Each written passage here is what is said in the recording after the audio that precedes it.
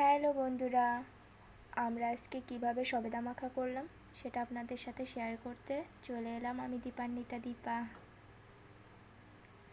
প্রথমে আমার ছোটো বোন গাছে উঠে সবেদা পেড়ে নিচ্ছিল, ওর সাথে সাথে আমরাও কোটা দিয়ে সবেদা পেড়ে নিচ্ছিলাম। আমাদের গ্রাম্য ভাষায় আমরা এটাকে কোটা বলি।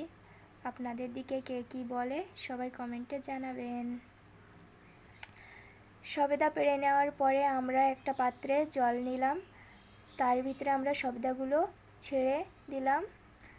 সবেদাগুলো ভালোভাবে ধুয়ে নেওয়ার পরে আমরা একটা পরিষ্কার জল নিলাম, তার ভিতরে আমরা সবেদাগুলো ছুলে দিলাম। তারপরে এগুলো ভালোভাবে ধুয়ে নিতে হবে, কারণ সবেদায় অনেক আঠা থাকে। তারপরে আমরা সবেদাগুলোকে গ্রেট করে নেব। গ্রেট করে নেওয়ার পরে আমরা কি করব দেখুন।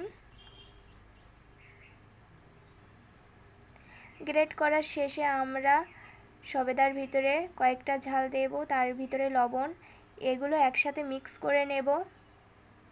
একসাথে মিক্স করার পরে এর সাথে অ্যাড করব তেঁতুল।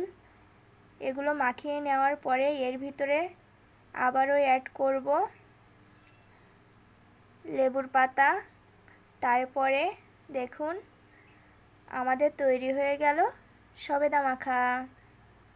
টাটা।